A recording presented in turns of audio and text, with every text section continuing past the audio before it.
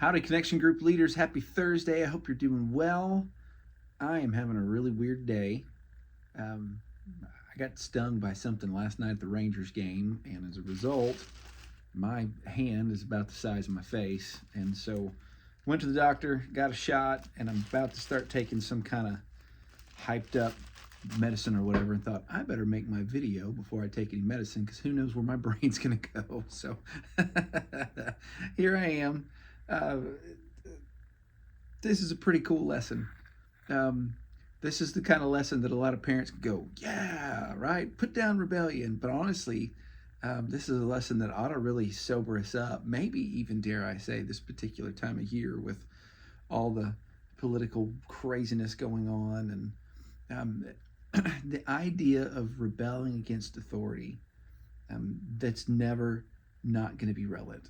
And it's never not going to be relevant for any phase of life. Because until they make a chief potentate of the world, you're always going to have somebody that's over you, always. And even if you really are the ruler and commander of the world, Jesus is still over you, which is the point, right?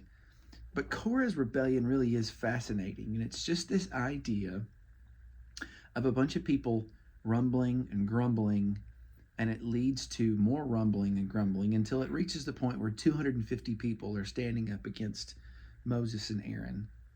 And God says, okay, I've had enough. And he cleans house.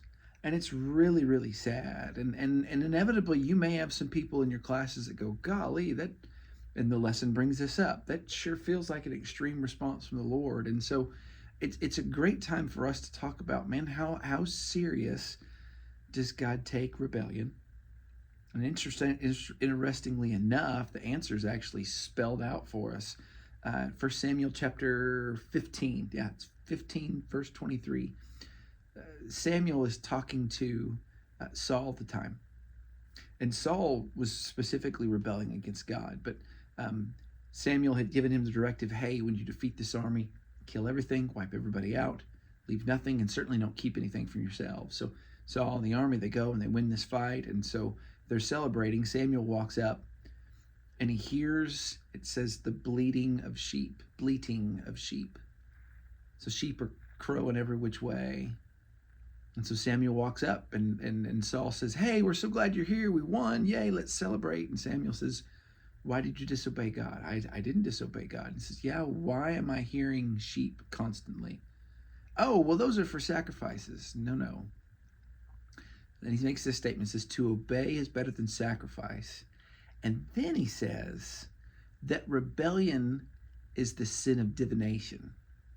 What's the sin of divination? It's witchcraft. Rebellion in God's economy, rebellion is like witchcraft. Well, golly, that feels extreme, except when you consider what witchcraft is. And witchcraft is the total rejection of God's authority and trying to assert your own. Rebellion's a big deal. And we learn our submission to the ultimate authority, God, by submitting to other authorities above us, whether it's our boss or elected officials or teachers or parents, obviously, and so on. We learn to respect the Lord when we learn to respect the other authorities above us. Honestly, it's really, really hard for us to respect the Lord and not respect all those other people before us. And so this becomes a fascinating story because it shows us how serious God takes that, how serious God takes sin. And it also shows us the power of prayer because Moses intercedes a couple different times, which is beautiful. Moses has to have people intercede on his behalf also because it's beautiful. Other people can help calm us down, just like other people can rev each other up. And that's really where you want to spend some time talking. Man, listen, if you've got a beef, if you've got a concern, and that's usually where it starts. I'm just concerned about the situation. I don't know that I agree with what's happening. Okay, let's talk about that. But talk about it with the people who can do something about it. Don't build up a coalition of anger, right? And that's exactly what Korah did and Dathan and Abiram, right? They went and they got everybody angry about this one thing. As a result, their sin affected thousands of people. And so certainly with our teenagers, but really with our adults, let's continue to pass this on. Hey, like if something's bugging you, yeah, talk it out. But talk it out in an effort to find resolution, not just to get people on your side. And certainly we've got to be really careful about how we oppose those who we don't agree with. There's a godly way to do it. Korah didn't go that route, hence the destruction and the death. And that's what's going to happen to all of us if we're not careful. So let's be sober, let's be humble, let's be prayerful, and let's be encouraging to one another. Certainly to people who are frustrated. And yeah, there's plenty of legitimate things to be frustrated about in our world, in our homes, maybe even in our church.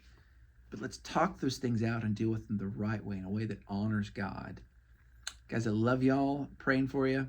I'm going to go take my medicine, and I'll see y'all on Sunday. Bye-bye.